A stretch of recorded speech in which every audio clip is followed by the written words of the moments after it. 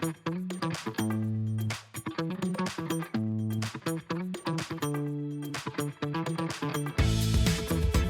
evening, everyone, and welcome back to the Real Science Exchange. This week's pubcast is one for the record books. We always say that this is where leading scientists and industry professionals meet, but tonight we're sitting down with some of the absolute icons in the dairy nutrition industry. We'll take a trip down memory lane to talk about the history of feeding fat to dairy cattle.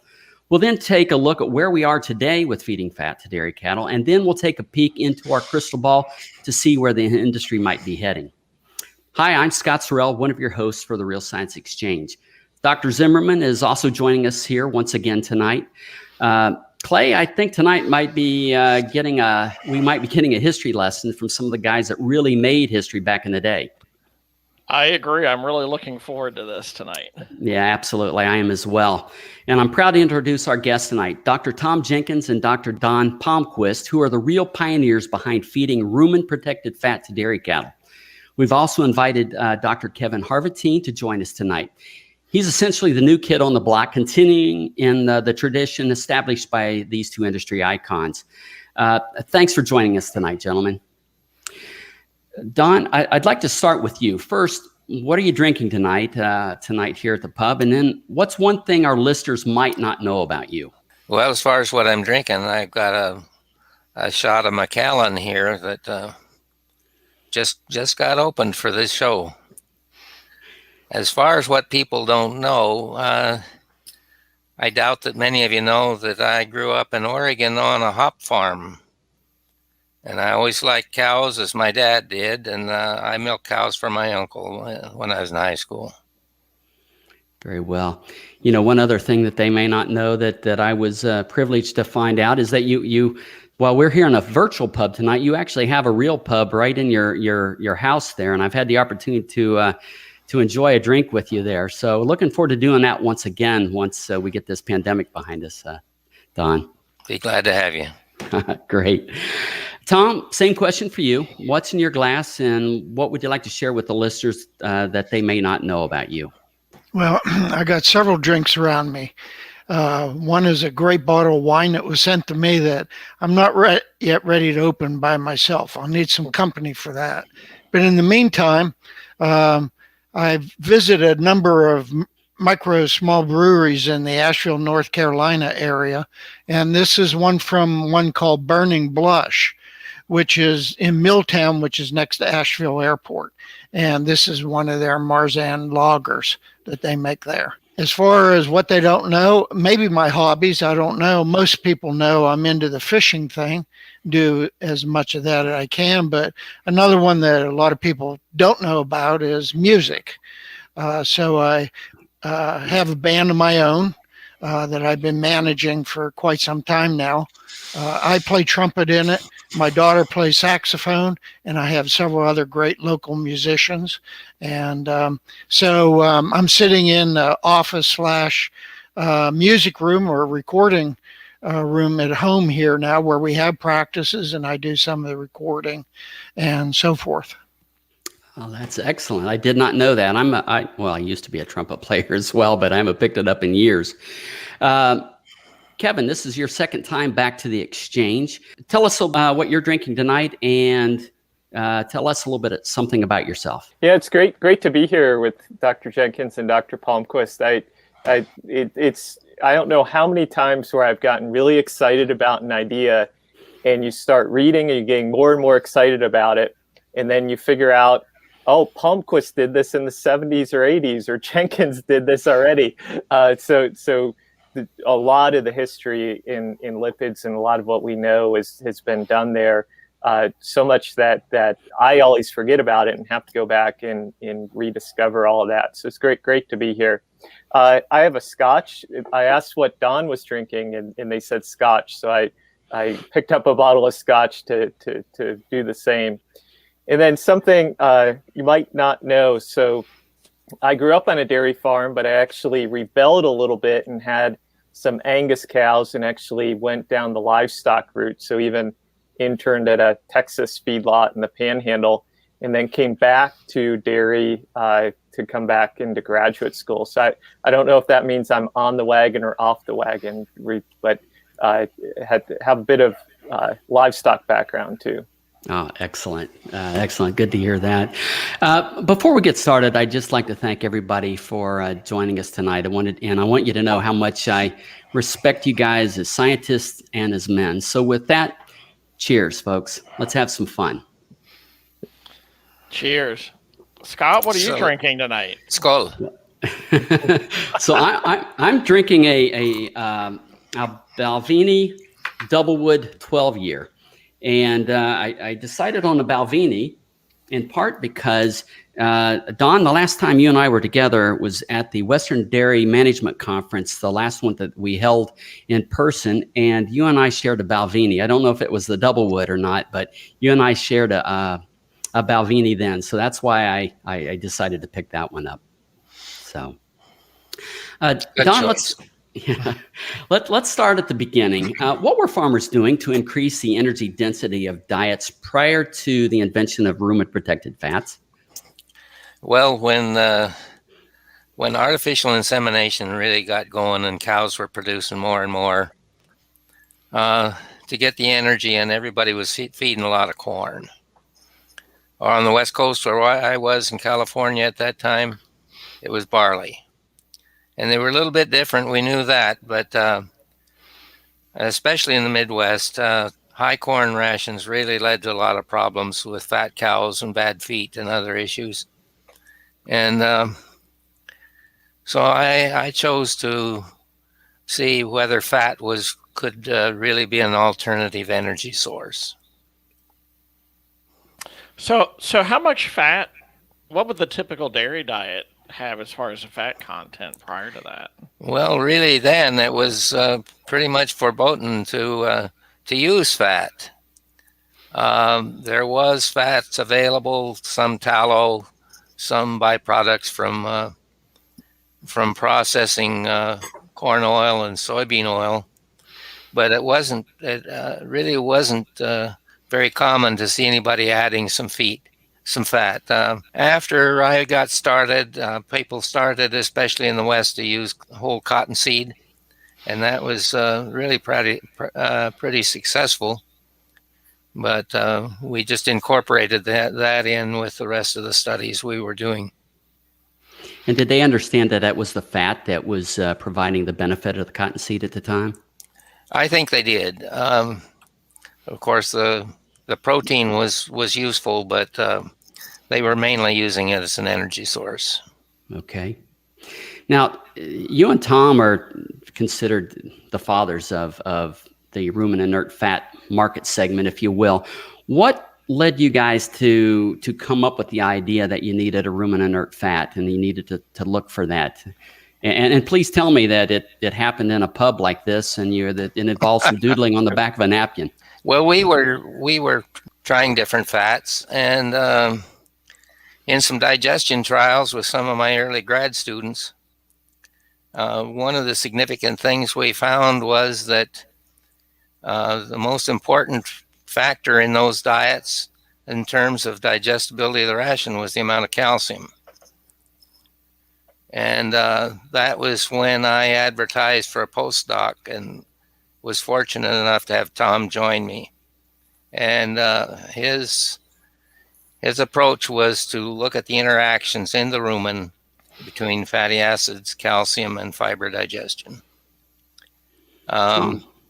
That's published in a paper in Journal Animal Science, I think 81, and sometimes overlooked because the data there really show how we had to attack the issue from that point.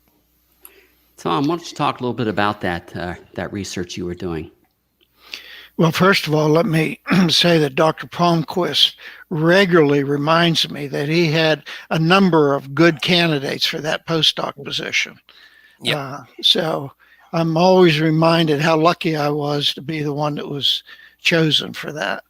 And those names were very prestigious, by the way, the other candidates had. So indeed, I was lucky.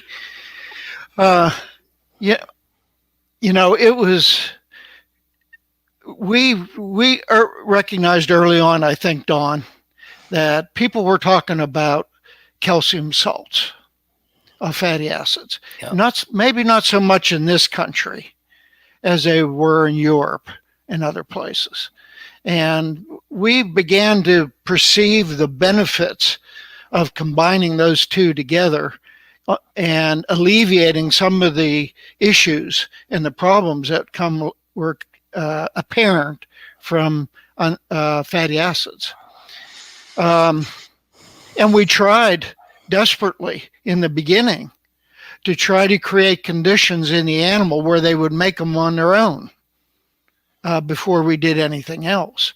So we did early studies with feeding additional fat sources and calcium sources in combination and measuring the formation of calcium salts.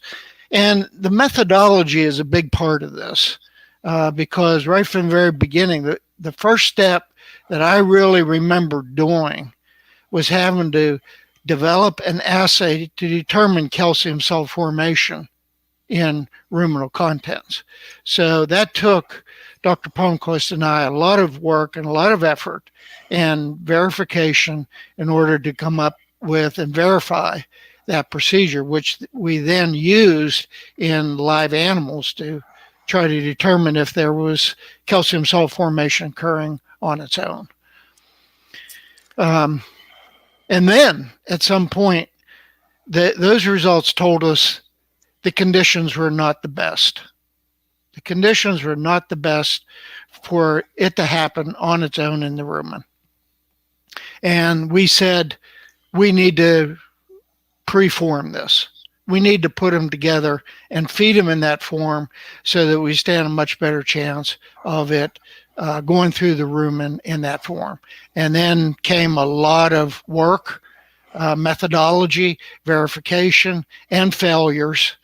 And the failures list is the longest of any of the list on this to try to come up with a method to put those two things together, which we did on a very small scale, Don, in the laboratory, in just enough small quantities to run a couple in vitro tests. I might interject that I was thinking about this making the calcium salts before feeding the cow. And I was taking my first trip to Europe, and I stopped at the Rowett in Scotland and talked to one of their most distinguished faculty members in the fat area, Ken Luff. And I said, we're thinking about feeding the calcium salt. And he said, it won't work. We've already tried it. He says those fatty acids are biohydrogenated just as if they were not in the calcium form. Well, I came back and I talked with Tom about it. Well, he proceeded anyway, and he had the wisdom to measure fiber digestion as the effect rather than biohydrogenation, and it worked wonderfully. So how much of the success do you believe had to do with the fatty acids that you were using? Right. I'm just thinking about were they already hydrogenated? I know that what some companies ended up using was palm fatty acid distillate, which is high 16-0 content. Did that have something to do with it? Reduce the bio? No, we didn't use that at all. Okay. We didn't even know it existed. Yeah. Yeah. But so we were using tallow. Okay. But when the industry got interested, and the first people to talk to me were from a company in England. Well, they use calcium, palm oil rather, as their source of fatty acids because that was the cheapest thing available in the industry. Okay. So those kind of issues had a lot of effect on how it went. Mm-hmm. And most of our studies was done with tallow. I think we tried some animal vegetable fat sources. Yes, we did. Yeah, we tried a number of different fat sources that were available at the time. Of course, at that time, milk fat was not even an issue. People weren't even worried about it. About the composition, time. Yeah. Our milk yield was the primary measure for the success of fat feeding back at that time. So we had a good supply of cheap fat sources like restaurant greases that were very unsaturated, but they caused rumen issues. But we didn't worry about milk fat at the time. There were just other rumen issues that we were worried about. Yeah, it's interesting to think that back then, so you really would not have been worried about milk fat. You really had no interest in getting unsaturated fatty acids through to the cow anyway. It was very much focused on energy, in providing energy to a high-producing cow based on what everybody was looking for at that time, right? Yeah, and I think that goes back to the original question that Scott asked. What about the implications for high corn diets? So Dr. Palmquist came along and said, we don't have to feed all that corn to have all that energy. We can take out a good bit of corn, put in a small amount of fat, have equal energy, and your fiber goes up when you do it. And many of the animal health problems that Don mentioned could be alleviated in the process. So that was kind of the driving force. And Don, I think there was a lot of criticism at the time, because you mentioned there were a lot of non-fat people around. I think you took a lot of hits from a lot of different places for getting into this fat business, because there are a lot of people that didn't want to buy into it and push back quite a bit on you. And you persevered through it. You knew you were right, and you just kept that engine moving forward. Well, that is true. One of the issues, if you look at our publications in those time, Tom had clearly shown with his lab work that this could be an effective way to feed cows. But we don't have any production data from those days. And the reason is making this stuff was a real chore, and making it consistent in quality added to the issues. And so it wasn't until some commercial people started investigating it and we could get a decent supply of the calcium salt that we began to get production studies reports. Tom, I want to circle back on something you said earlier. You talked about the many failures that you had done, and I was reminded of Thomas Edison, right, and creating the light bulb, and he had quite a few failures. Can you tell us about some of the failures, or what were some of the things that you thought might work that didn't? And I'm looking for a good story here if you've got one or two, and I know you do because I've heard some of them previously. Yeah, I don't know. I tend to block those out. I try to forget about those. And if you keep pushing here, they're going to come up and probably going to ruin my day. But we fought through so many problems trying to push us forward. Like I said,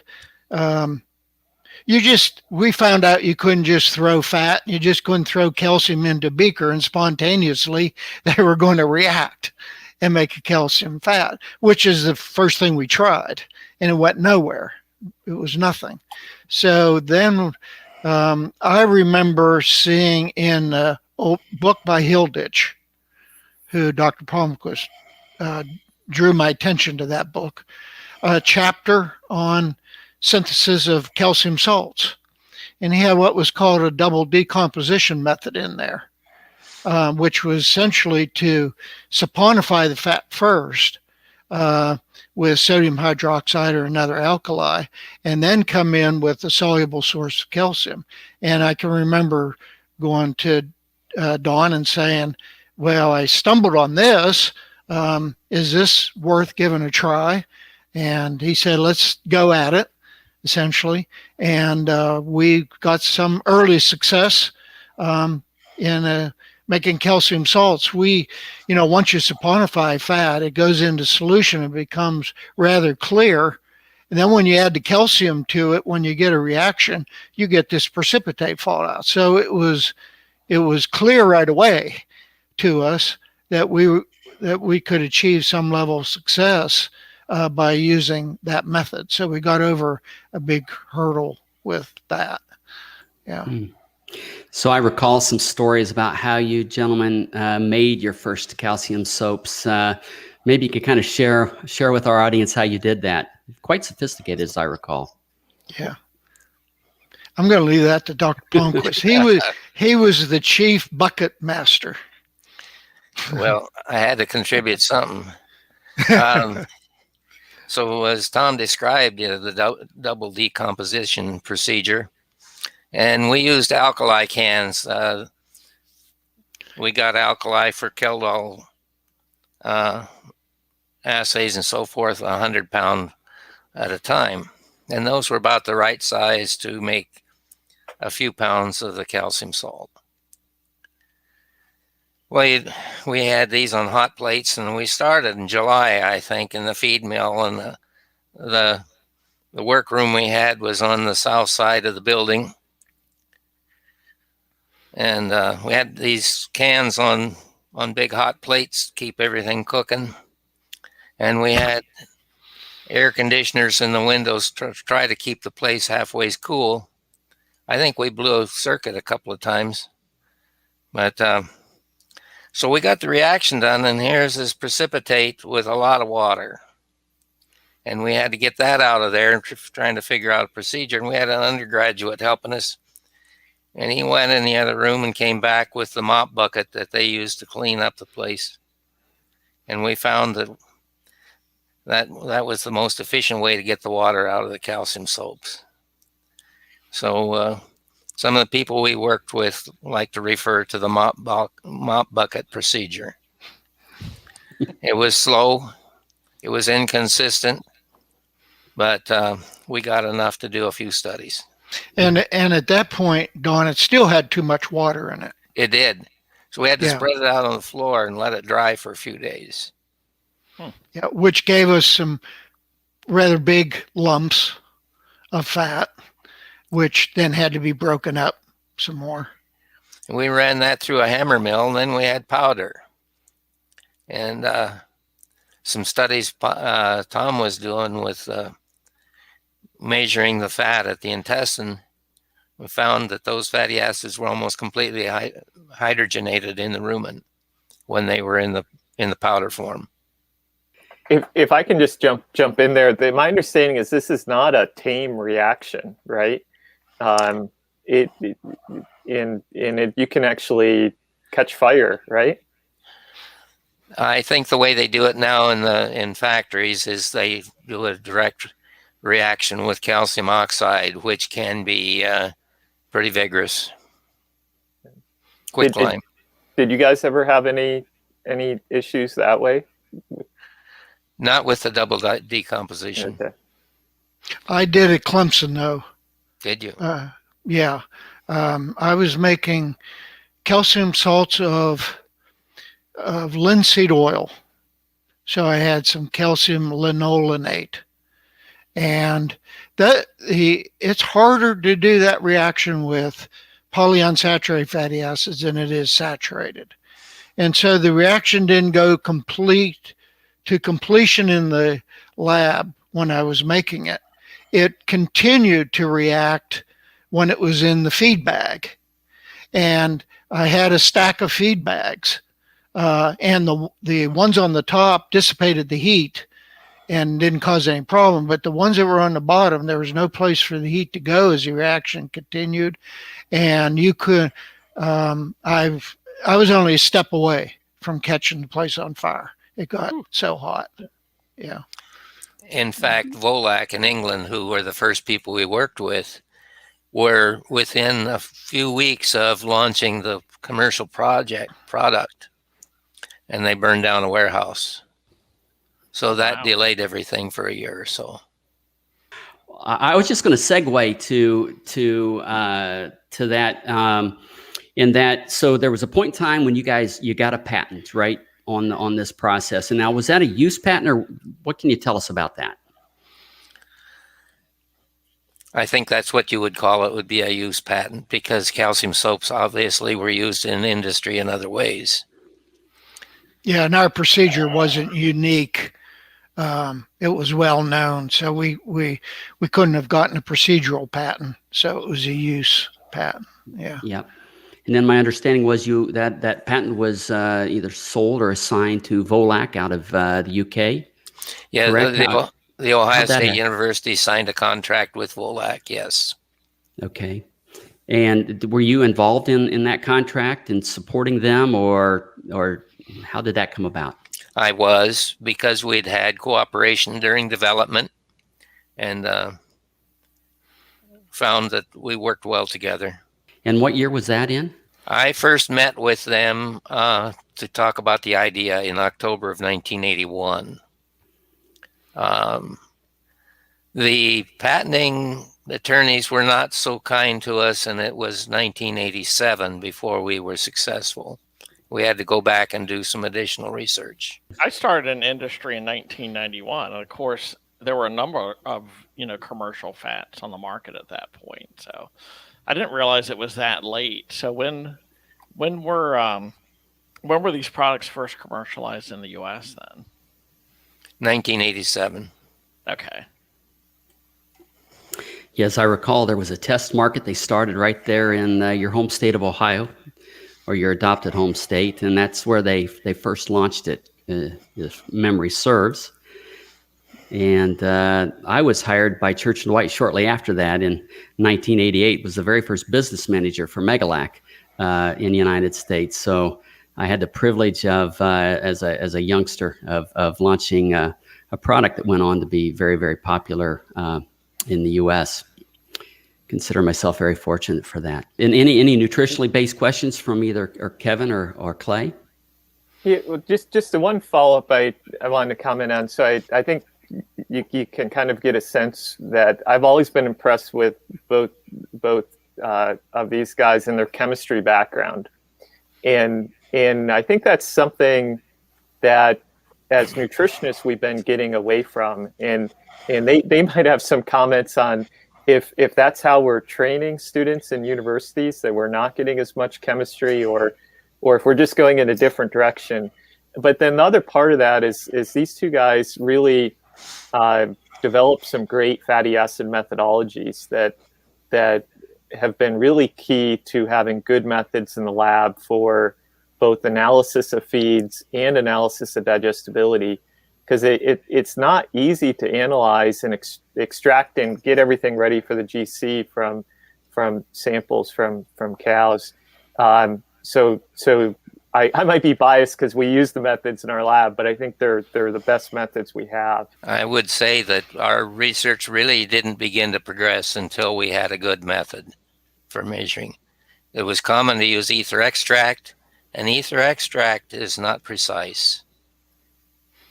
And it was, Don, I think it was the direct methylation procedure that launched us in the right direction. That's correct. Yeah.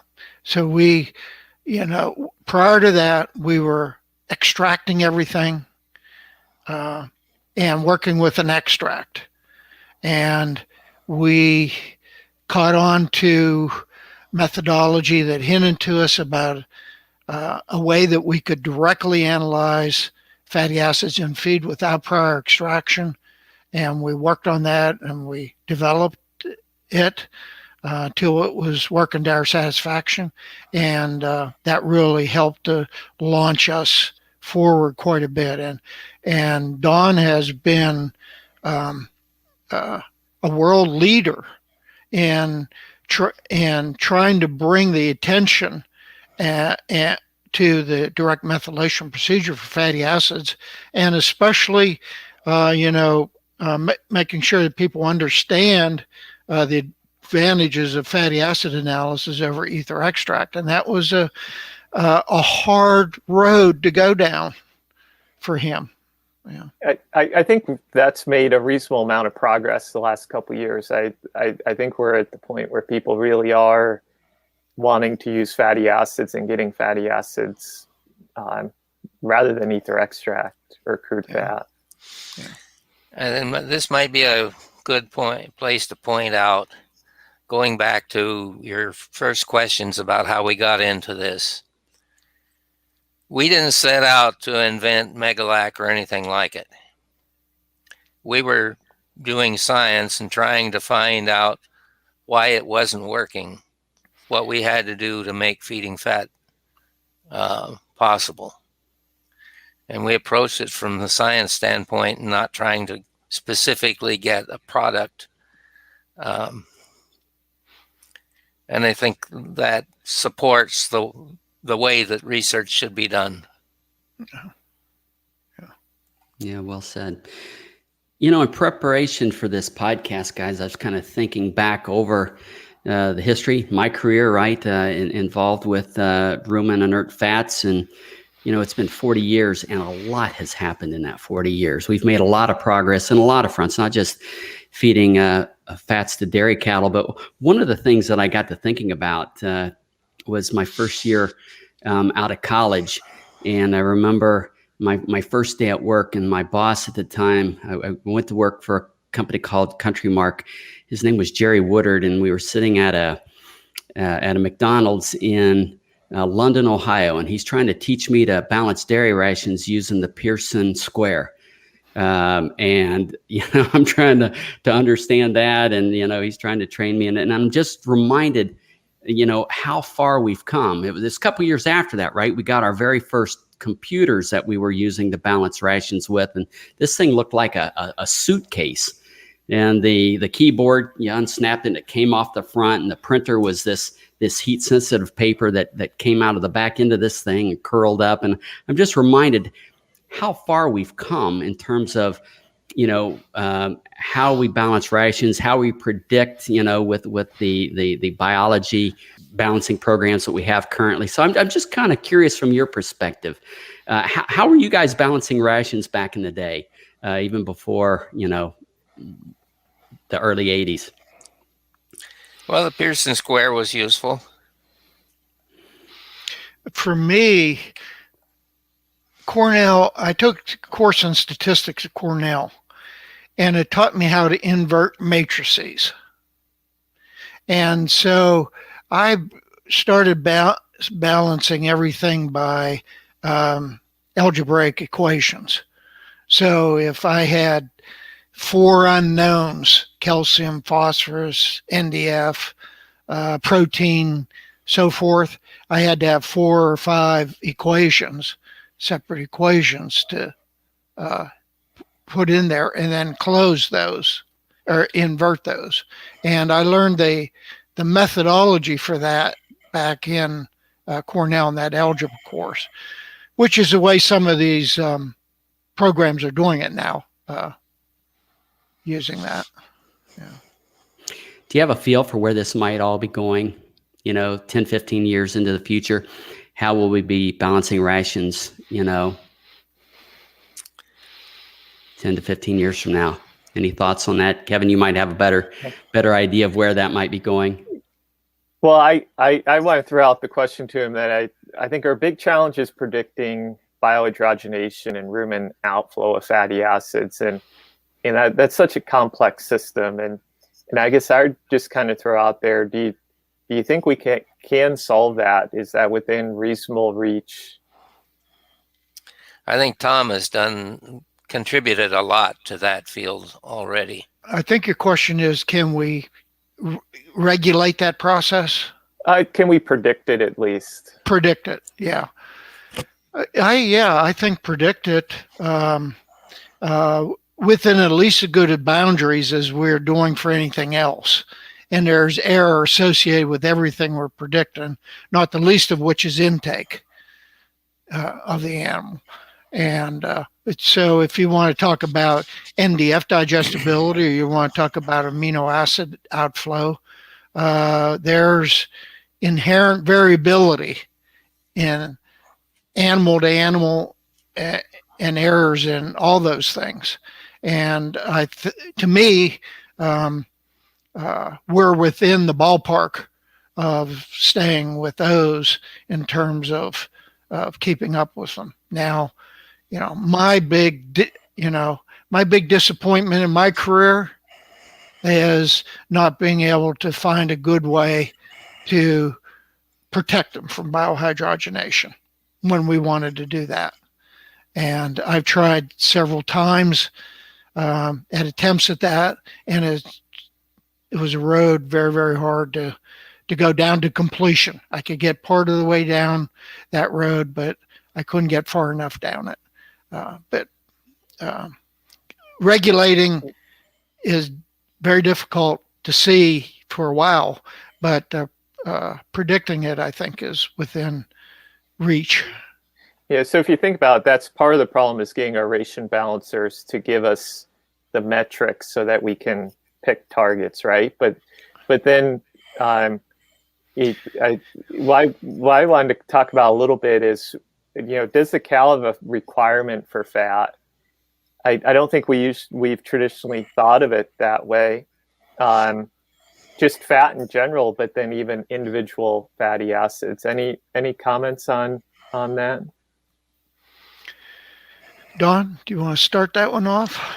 Well, the most significant effort in that direction, I believe, is attempts by the people in Florida to establish an essential fatty acid requirement for calves. Very obviously, they need to have essential fatty acids, but I don't think anybody has been able to say they need so many grams per day. Kevin, I don't know where you and I stand on that one, but the way I think of this is it's going to be very, very difficult for somebody to create a fatty acid deficiency and show some classical sign to go along with it, the way nutrition literature used to do those things.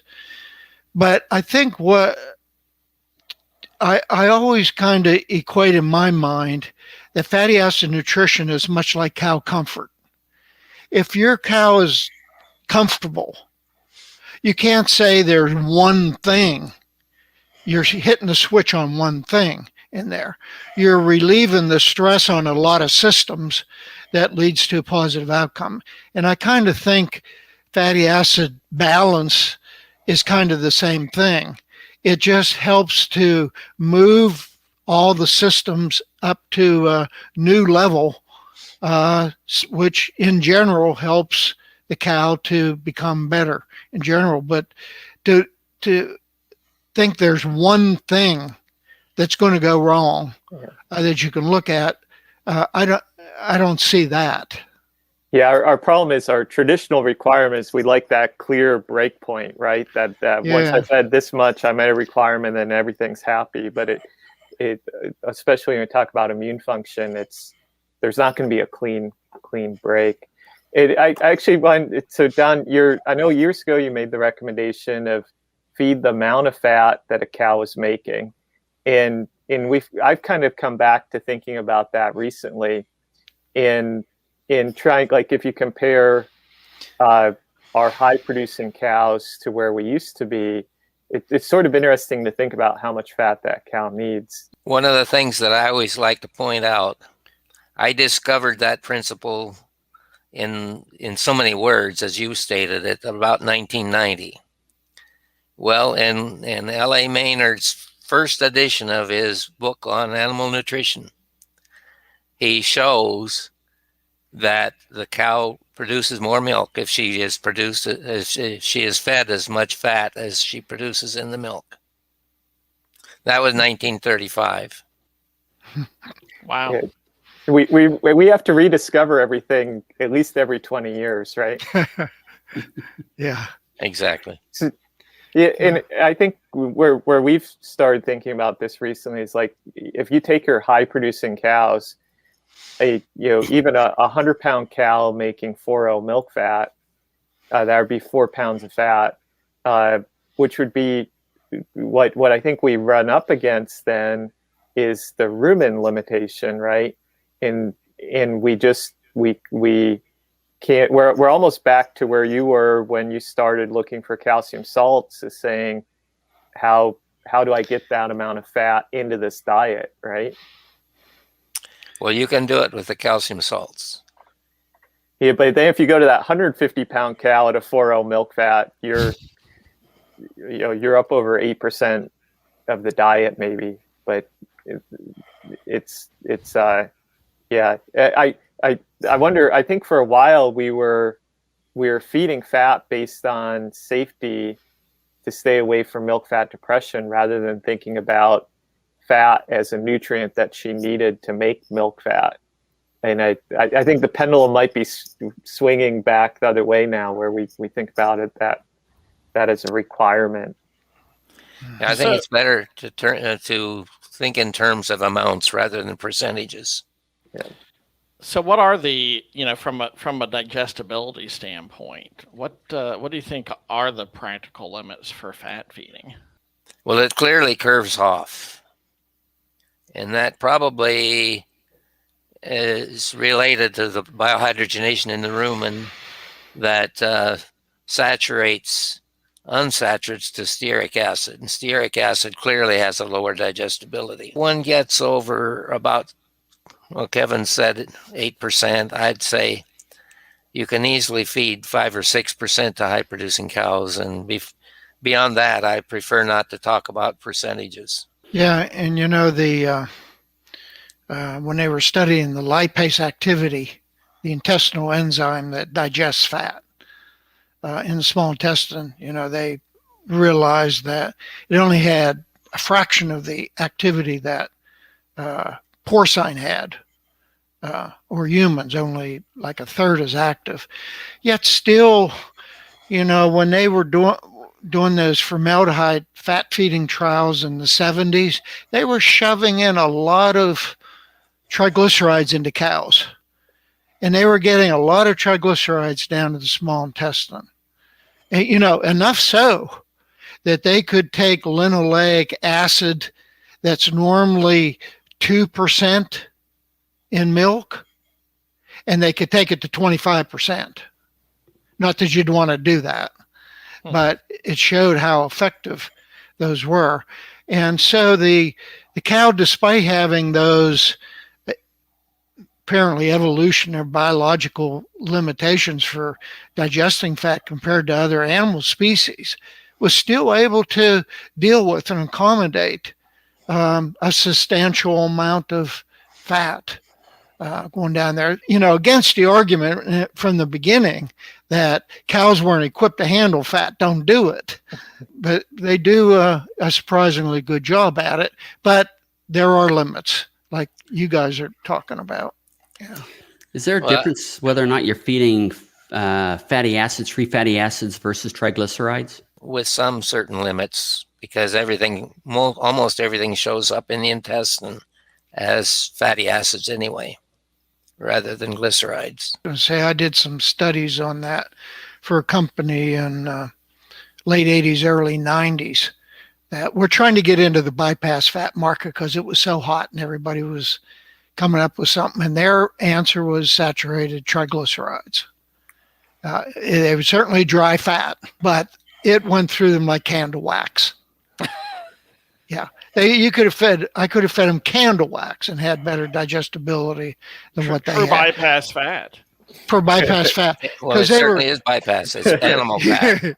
Yeah. That's why we don't like that terminology so much. Right. Yeah, because it can be misleading to people on some things. But, those were very large particle size chunks of hard fat, Kevin. And then you've done some recent studies, on melting points of these things, and know that there's a big difference in saturated fatty acids and how they can respond in that way. Yeah. Well, other than that melting point issue, I think physiologically the limiting factor in digestibility is more likely the amount of bile acid availability or bile salts than it is lipase activity. Yeah. And I've kind of wondered if we've changed something there, or if at the high intakes if we run into problems. When you look at the literature, there's a real big variation in digestibility. Now, that you have marker issues and a lot of challenges with digestion trials, but there is huge variation, from 50 to 90% digestibility. Any thoughts or comments? Do you think our high producing cows, if passage rate or maybe bile secretion isn't keeping up and we have so much volume relative to the bile? I do know that the amount of oleic acid available is quite important in my cell formation. We're really talking about ability to make my cells in the intestine. Okay. And if you can provide enough oleic acid, they are great contributors to the formation of my cells. And that could be some source of variability in those studies that you're talking about. Yes. Yeah. I definitely think there's some factors there that we haven't identified just based on the variation that we see out there. I will say this, in a rather extensive study I did one time with several different sources of fat, digestibility varied considerably among cows, but regardless of fat source, cows that had high digestibility digested all fats to a greater degree, and those that were low, it didn't matter what the fat source was. So there is definitely a difference among cows. Yeah, you'd expect, as we've been selecting, that we would select for cows that are more efficient because it would be energetically beneficial to them, right? Correct. Kind of an off-the-wall question, but has anybody done any experiments with trying to supplement bile salts to increase the amount of fat that you could get into a cow? It's always an area I wanted to study and never found the right student. Yeah, you'd have to do it post-ruminal because you don't have any way to protect them. I'm sure you could demonstrate an advantage to it, but you couldn't get very far practical with it. Yeah. The rumen causes all sorts of problems on the fatty acid side. For as much as it helps on fiber, it really hurts us on fatty acids. Yeah, I'm just thinking about, this future cow that, future nutritionists are going to be taxed with feeding, right? We've got genomics and gene splicing and, these animals are going to be able to produce a lot more milk than they are today. And I just wonder, how in the world are we going to be able to feed these animals, right? How can we get enough groceries into them? And so any ideas or thoughts relative to that? Just one comment I'll make. It's always interesting because when you go back, so Don wrote a number of reviews on feeding fat, and it's interesting just on the perspective of what is a high producing cow, right? Because in 1980s, that cow was making a lot more milk than she had in the 60s, right? So the reviews are about how are we going to keep up to this cow. Now, when you go to today, I'm just curious if Don had in mind in writing that in the 80s, did you think cows could do what they did today? And now we're really the same question. How do we keep up to that cow? But then what's she going to be in 20 years? Well, cows now have produced 60 to 70,000 pounds of milk in a lactation. But herds in our area they have 30,000 pound herd averages. And to me, that's as interesting, the fact that you can get a herd of cows to respond. Yeah, I don't think it's going to be too long before that's kind of commonplace, right? You just see it year after year. Everybody's asking, where is the top? Where is the top? When do we reach physiological capacity that it just cannot do it anymore? There's got to be calculations, right? So one comment there, and then another sort of interesting nutrition aspect is, so I wonder at what point we stop trying to maximize the cow, but we'll try to be maximizing the farm unit, and especially with robotics. So at some point that robot becomes more expensive than the cow, and we'll be trying to maximize efficiency of the robot. So it's going to be interesting to see if that changes how we view improving cow efficiency, that maybe a certain production level is good enough if she has the perfect udder and milk out time and things like that. But then the other nutrition thing to get these guys' opinion on. So when you started in 1980, with calcium salts, part of that was component feeding, right? So, or previous to that, at least, I'm not sure exactly when TMR line in the sand is there. But that would have caused a lot more problems for fat feeding than TMR feeding. But now with robots, we're kind of back in the same situation, because a robot is partially component fed. Yeah, that's causing us problems at Clemson, because we have 3 robotic milkers at Clemson. We don't have our traditional herringbone anymore, and our nutrition studies we're still struggling with trying to plan our nutrition studies around the fact of how cows are going to be milked there and have to be fed in the robots. So yeah, it's changing us and forcing us to learn how to deal with that. If we were to kind of summarize where we are today, what is the state of the art in terms of feeding fat to dairy cattle, or the best practices? How would you summarize that? Where are we today in terms of quantity, fatty acid profile, fatty acids, triglycerides, those kind of questions? What do you think best practice is for dairy farmers today? Yeah, I guess my view on this is that we're kind of in the spot where we're lucky to have a toolbox with a number of different tools, and a lot of those came from Don and Tom's work. And to me, it's really the goal on the farm of, if somebody's trying to maximize energy intake and milk production, or if they're trying to maximize milk fat, if they're trying to improve immunity or fertility. I don't think we have a one size fits all perfect solution, or at least in my opinion, we don't have the one size fits all. But we have tools like calcium salts and things like that to utilize when we want to do a certain thing. Yeah, Scott, the question that you ask, I think, is the one that gets asked by many nutritionists, and I think it's a mistake, because I think they're looking for one. I just want to reiterate what Dr. Harvatine just said, because they think there's one perfect way of doing this, and they have to find out what it is and go that way, and they'll never have any issues or problems. When in fact, the opportunities for feeding fat change all the time. As prices change, as byproducts become on and off of the market, become available, as new commercial products become available. I think what nutritionists need to do is not look for one way to do things, but learn the basic principles for how to manage and feed fat, and then apply those principles to their best advantage in their particular situation. So get away from the idea that there's one way of doing things. Yeah, well said.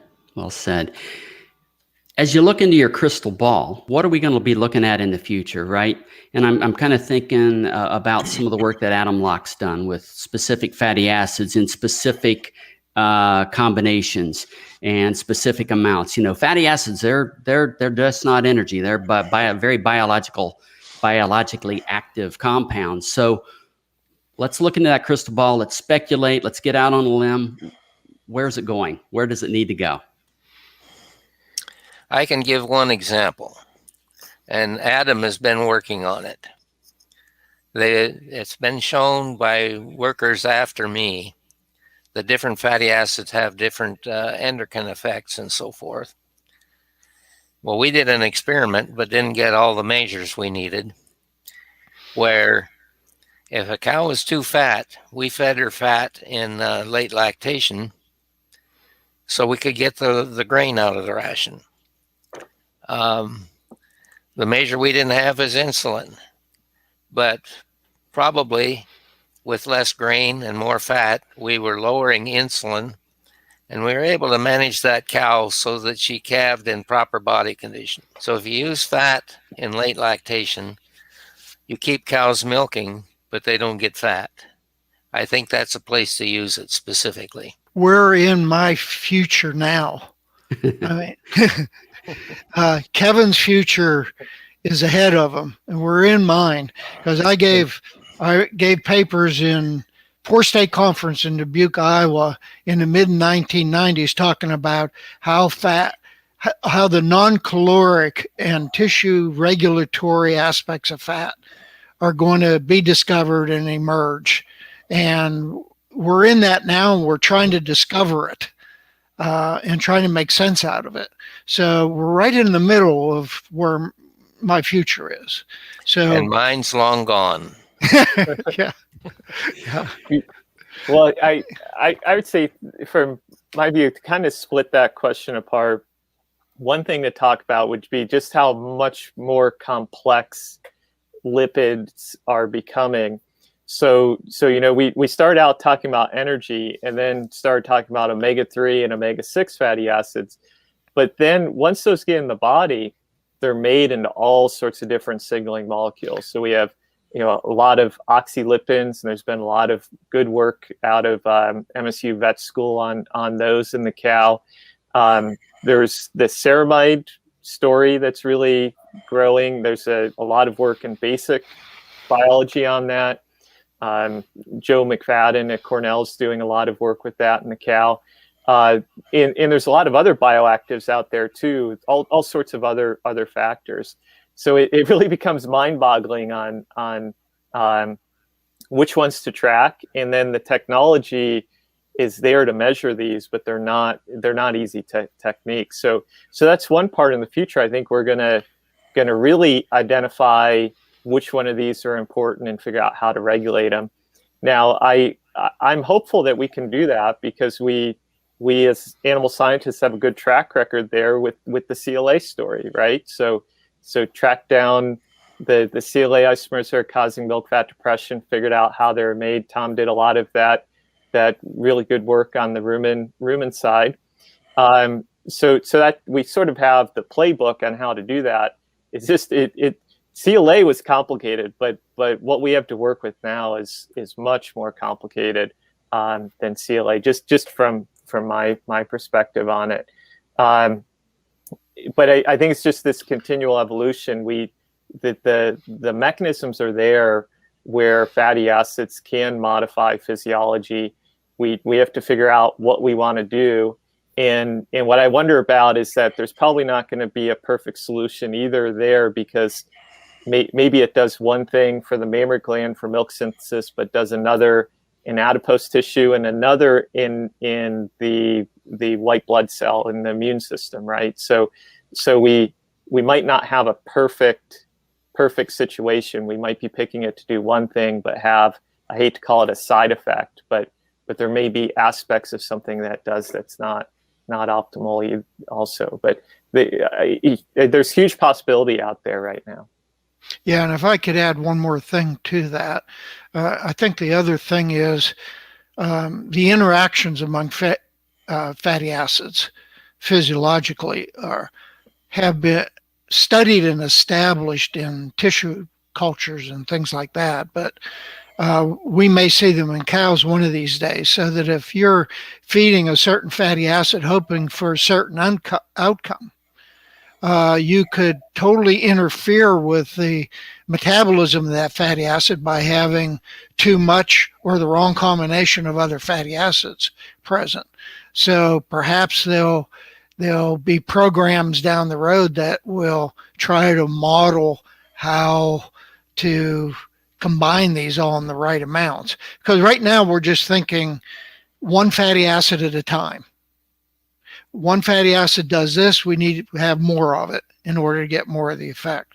But actually having too much of one fatty acid could be bad for the metabolism of other ones. So, just one other comment there, because I want to go all the way back. So we kind of start talking about it, the calcium salts part of the story. But really earlier in Don's career, he did a lot of isotope work, and really, I call it, wrote the textbook on lipid metabolism. And what I just wanted to mention is we sort of have a lot of what we do is driven by the tools that we have. I call it the toys that we have in the lab, right? So our current toys are mass specs, and we can do metabolomics to identify these bioactives. But the tool that came out and widely available in the 60s was radioisotopes. And I didn't know if Don would have any fun stories or good insight that came out of that. I'm told there's probably still some radioactive places at the University of Illinois campus. And before that, at Davis, Max Kleiber used the old milk house for his lab, and it was dangerous to even walk past it. You have a 14,000 year half-life on C14, so probably still dangerous. Yeah. It got me into a bit of a trouble at Ohio State working with Don, because we were doing a study using ytterbium-169 as a marker.